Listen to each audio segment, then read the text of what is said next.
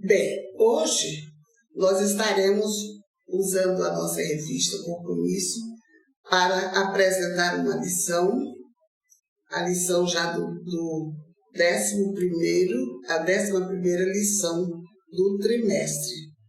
É o alvo a ser alcançado. Nessa lição nós abordaremos a necessidade de termos um alvo. Exploraremos sobre isso. A necessidade de termos um alvo. Depois nós estaremos vendo o cuidado ao traçarmos os nossos alvos. Em quem nós devemos olhar, nós devemos nos pautar em quem? Cristo, naturalmente, né? Depois nós vamos colocar um pouco como o apóstolo Paulo, ele tão brilhantemente, ele colocou que para ele o viver era Cristo e o morrer era lucro. E depois ele vai falar que pode todas as coisas em Cristo, que o fortalece. E por último, nós vamos falar, nem tão por último, o perder para ganhar, que foi a tônica mais predominante na lição. O perder para ganhar. E já finalizando, nós vamos ver, de um modo geral, em bloco, a nossa meta, que é Cristo, olhar para Ele, para chegar até Ele.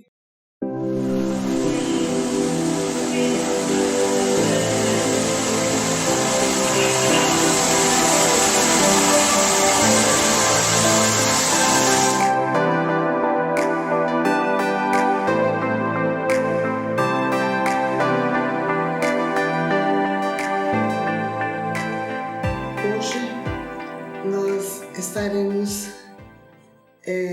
refletindo um pouco sobre a lição de número 11 da nossa revista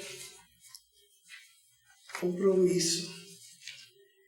É um trabalho da Escola Bíblica Dominical da Primeira Igreja Batista. Isso nos deixa prazerosos a participar juntamente com os irmãos. E na lição de hoje falaremos sobre o alvo a ser alcançado. Quando nós falamos em alvo, se nós vamos à Bíblia, nós pensamos logo no apóstolo Paulo, né? Paulo que fala muito sobre alvo. Mas quando nós, aqui na lição, falamos sobre o alvo, que também colocamos a visão do apóstolo Paulo quanto a isso, nós nos referimos ao alvo para o cristão. Você é um cristão, você quer seguir a uma meta. Você tem uma meta a seguir. E essa sua meta é Cristo. Você precisa fazer as coisas que Cristo tem para que você faça. Né? Você estuda, você lê. Você sabe que o seu alvo é Cristo. Assim como o apóstolo Paulo falou, ele disse que nós não podemos viver sem traçar um caminho, nós temos que traçar uma meta. E muitas vezes nós queremos viver sem essa meta. Mas como viver sem uma meta? Como viver sem um caminho? Como viver sem um alvo? Nosso alvo é Cristo. Como cristãos que somos, queremos chegar até Ele. Então, para chegar até Ele, nós temos que marcar o nosso alvo e temos que ver o caminho que nós vamos seguir, porque, pelo contrário, nós não chegaremos. Se nós não temos uma meta a seguir, como nós vamos chegar a algum lugar? Tem uma história infantil muito interessante, Alice no País das Maravilhas. Ela se viu perdida uma vez, ela estava totalmente perdida na floresta. E ela chegou perto de uma pessoa que andava pela floresta e disse: eu queria saber para onde eu vou. Aí a pessoa falou com ela: para onde você vai? Onde é que você vai? Aí ela disse: eu vou para a minha casa. Onde é a sua casa? Eu não sei. Então, se você não sabe para onde você vai, como é que eu vou lhe ensinar o caminho? A Bíblia, ela está cheia disso, cheia de exemplos quanto a isso. Mas quando nós olhamos no livro de Filipenses, a carta aos Filipenses, e o apóstolo Paulo indicando aos cristãos, aos neocristãos, ele vai dizer isso para eles com muito cuidado. Você tem que ter uma meta. E até puxando um pouquinho mais e complicando, porque você tem que ter uma missão também. Além da meta, você vai ter que ter uma missão, porque você vai no caminho, tem que saber o que é que vai fazer lá. Porque você não vai sair sem saber o que vai fazer lá. O cuidado com quem e o que estamos aprendendo. Em Filipenses 3, de 1 a 4, diz: meus irmãos, quanto às coisas, alegrai-vos no Senhor. Para mim não é difícil escrever as mesmas coisas, e isso vos dá segurança. Tomai cuidado com estes cães, considerando assim, cuidado com os maus obreiros, cuidado com as falas erradas. Lá em Filipenses 3, 1 e 2. Ele tinha muito zelo ao ensinar para os cristãos da época, e principalmente de adverti-los quanto ao cuidado que eles precisavam ter com tantas coisas. E quando ele chama cães, ele se refere ali aos falsos profetas, aqueles que ensinavam uma coisa querendo alcançar outra lá na frente, que não tinha nada, né, com o trabalho que precisava ser desenvolvido. Neste particular, o que nós temos feito para o nosso aprendizado? Onde nós temos procurado o nosso aprendizado? Como temos aprendido? Muitos de nós têm aprendido com qualquer uma pessoa, e aí vai o cuidado, principalmente das nossas igrejas, quando nós colocamos alguém para ensinar. Quando ele fala uma parte que dizer, quem vai ensinar deve ser com dedicação, com muita dedicação. Você não pode ensinar por ensinar. Aí eu vou ensinar ali, aí eu vou ensinar aqui. Não, tem que ter dedicação. Você tem que ter, lembra que falamos no início da meta? Você tem que ter uma meta, você tem que ter um caminho. Então você tem que traçar esse caminho, que é o planejamento. Mas nós não vamos falar sobre planejamento agora, porque em outra lição nós vamos ver algo sobre o planejamento. Basta nós afirmarmos que cremos e que aquilo que nós vamos fazer é reto, é coerente, é aceitável, vai levar ao objetivo que você está traçando. Nem sempre a pessoa que vai ensinar, ensina com dedicação, como a circuncisão, que houve um ensino sobre a circuncisão que fizeram um ensino totalmente equivocado. Foi um entendimento todo equivocado quanto a isso. Então era circuncidado, já pertencia ao reino, já estava no reino, já podia, e não era assim. Antes a pessoa tinha que viver algo que lhe despertasse a necessidade de tudo que precisava. A fé é muito mais importante do que os dogmas, do que as doutrinas. Mas quando você vai exercitar a fé, você tem que ser doutrinado. Se você não tem doutrina, meu caro, se você não tem doutrina, como que você vai vivenciar a fé? Eu tenho fé em Deus. Tudo bem.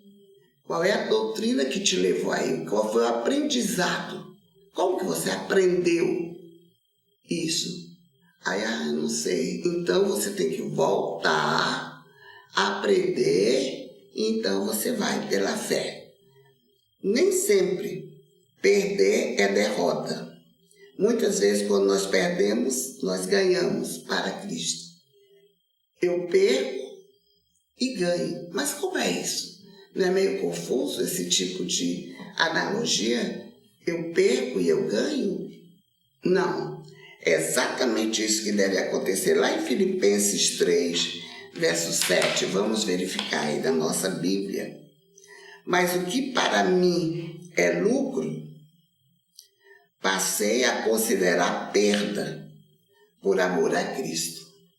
Então, por amor a Cristo, é muito mais importante que você perca, né, do que o ganho. Você vai perder para ganhar. E o apóstolo mesmo diz, para mim, o viver é Cristo. Se para ele o viver é Cristo e o morrer é lucro. Aí agora, não, morrer não, o morrer. É sim, é isso. Para mim o viver é Cristo, porque a missão dele estava em primeiro plano. O primeiro plano para ele era o viver em Cristo. Ele vivendo em Cristo, e o que é viver em Cristo?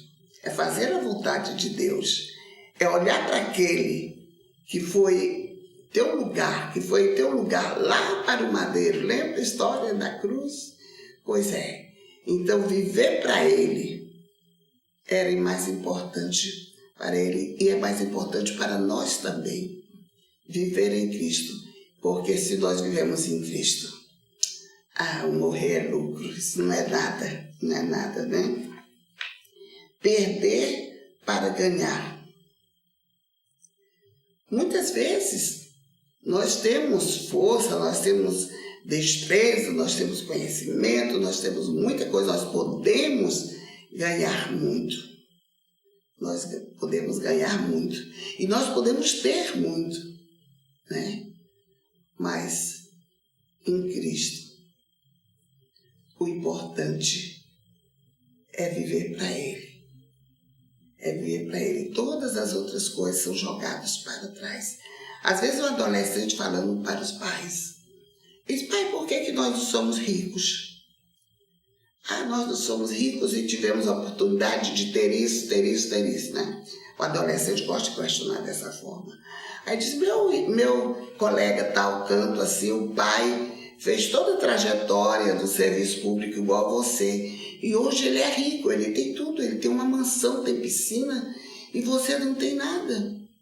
Você tem malmente uma casa pequena no bairro, casa de conjunto.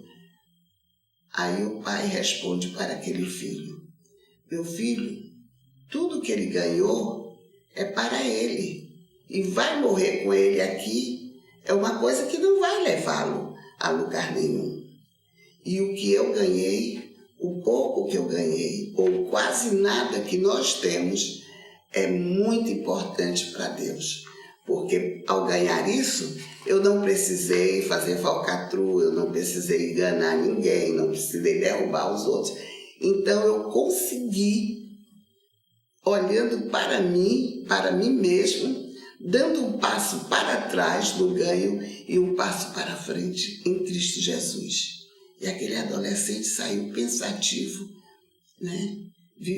Quando ele viu o texto bíblico, o viver para mim é Cristo.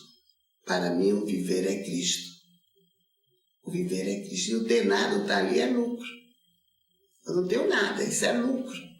Porque o viver é Cristo. Mas nós temos outro ponto muito interessante na lição. Nossa vida não deve ser motivo pelo aprisionamento do passado. Nossa vida não deve ser motivada pelo aprisionamento do pecado. Em Filipenses 3:13 diz, irmãos, não penso que eu mesmo já o tenha alcançado, mas faço o seguinte, esquecendo-me das coisas que ficaram para trás, avanço para as que estão adiante de mim. Esquecendo do que ficou para trás. Não deve aprisionar o passado. Nós não precisamos, não temos por que ficar pensando no que perdemos, no que deixamos de ganhar, porque para nós também, o viver é Cristo e o morrer é lucro. Então não vamos aprisionar o passado. E o que é aprisionar o passado? Se o nosso alvo é Cristo, o aprisionar o passado vai nos atrapalhar. Porque nós vamos ficar a vida toda pensando, eu podia ter isso, não tenho. Devia ter, no passado foi assim, e agora é assim. Não, nada disso. Nada disso vai nos encaminhar para a meta, para o destino onde nós queremos ir. Paulo diz que se esquecia das coisas que ficaram para trás. É claro que Paulo não falava de um esquecimento de coisas que tinham ocorrido, de um sentimento, uma palavra ou alguma coisa, mas as coisas passadas só devem ser lembradas quando forem lembradas para uma ação de graças e júbilo diante do Senhor. Jamais olhando para trás com lamentação, com murmúria, olhar para trás com tristeza por não ter conseguido, lembrando um passado que foi decorrente, lembrando de mágoas. Não. Um ressentimento, não. Nada disso. Nós devemos construir a nossa vida pensando no presente, porque o nosso alvo está lá. Construir uma vida em cima de saudosismo e de saudades, e não de saudades. Nós devemos construir nossa vida com saudades, por exemplo. Um parente que se foi, eu tenho saudade dele, mas eu não vou viver o saudosismo pelo que ele fez, pelo que ele poderia fazer ou pelo que ele estaria fazendo hoje para mim, para o meu coração, para a minha mente. Saudade é uma coisa, é um sentimento bom. Saudosismo é um sentimento que aprisiona, que te bota dentro de uma caixinha e você fica ali com murmuração, com falas, com coisas assim. Saudade nos leva à gratidão e à ação de graça. E o saudosismo é um esforço inútil e doentio para nos jogar para frente. Então, em nenhum tempo nós devemos deixar que o saudosismo nos aprisione. O passado pode causar paralisação espiritual.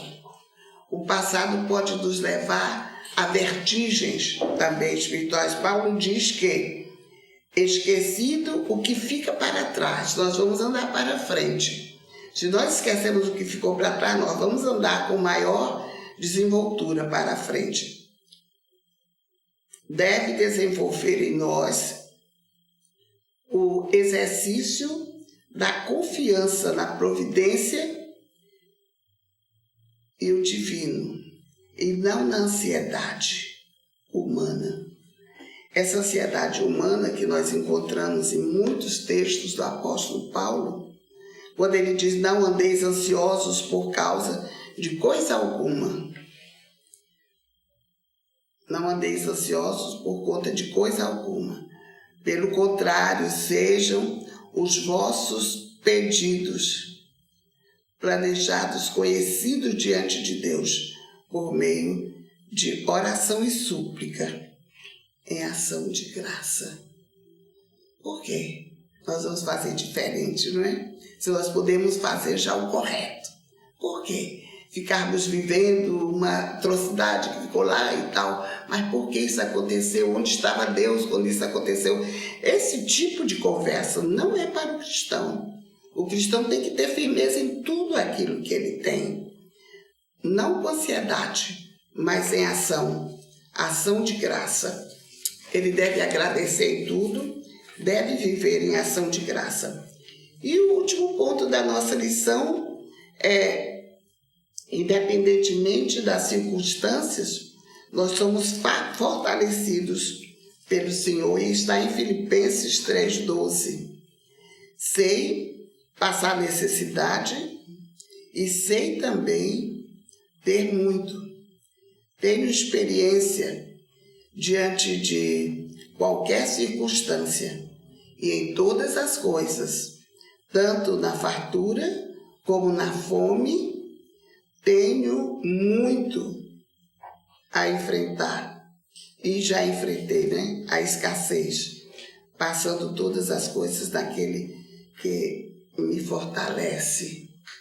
Posso todas as coisas naquele que me fortalece. Ele diz assim: posso todas as coisas em Cristo que me fortalece. Ele não está com isso querendo dizer que ele é forte, que quando ele está com Cristo, que ele pega todo uma couraça de fortaleza para lutar, para vencer, para ganhar, ganhar e ganhar. Não é isso que ele quer dizer. Ele quer dizer que ele pode todas as coisas quando ele pensa em Cristo, porque é Cristo que faz por ele. Em Cristo, que é lindo nesse texto, posso todas as coisas em Cristo. Umas versões colocam que me fortalecem. O fortalecimento que nós temos em Cristo e que Paulo teve, né? Paulo não declara nessa expressão o poder conquistador, mas ele prova, ele torna possível tudo aquilo que Cristo fez para o colocar num patamar de um vencedor por Cristo e não um vencedor por mim mesmo ou pela minha força aí. E concluindo, nós precisamos colocar nossos olhos fitos em Jesus. Vale a pena estar grudados, vejam bem a palavra, grudados em Jesus. E não pelo que nós temos que ganhar ou perder. Nós temos que estar grudado nele, nós temos que estar seguro nele. Primeiro, nunca perca Jesus de vista. Nada pode ofuscar a visão de Cristo aos nossos olhos. Nós temos que estar sempre de olho fito nele e nós vamos ganhar, nós vamos conquistar. Não só por isso que nós olhamos para ele, nós olhamos para ele porque o maior ensinamento vem dele. Ninguém ensina tão bem como ele. Ninguém foi tão belo como um professor, como um mestre. Jesus foi o mestre por excelência. Ele soube como ensinar. Cuidado, muito cuidado, mesmo com quem venha te ensinar. Com quem vai passar o ensino para você? Estou derretendo. Não quem vai quem vai ensinar. Preste muita atenção, porque aquele que vai ensinar não tem o mesmo caminho que você sente, não tem o mesmo sentimento que você tem em Cristo. E ele pode te ensinar as coisas deturpadas. E você fica por aí perdido. Agora você não sabe nem o que ele te ensinou, nem está seguindo o que Cristo ensinou. Então coloca logo teus olhos em Cristo e vai. Porque é esse caminho que vai te levar para a vida eterna. Não deixe o passado conduzir você. Não se prenda ao saudosismo. Não coloque o seu passado dentro de uma caixinha e traga nas suas costas, porque cada vez ele vai crescer mais. E o quarto e último ponto, aprenda a confiar em Deus, que é o antídoto para todas as nossas ansiedades. A ansiedade nos quebra, a ansiedade nos leva ao que não devemos, a ansiedade nos faz muito mal, a ansiedade desconstrói a nossa vida, mas nós devemos aprender a confiar em Deus, porque Ele é o antídoto para toda essa ansiedade que você tem. E você vai viver sem ansiedade. E você vai viver para a glória de Deus. E você vai ser aquela pessoa vencedora em Cristo. Que Ele possa aplicar aos nossos corações essa lição. E ajude-nos a pensar sempre em tudo que nós devemos para sermos vencedores em Cristo. Amém.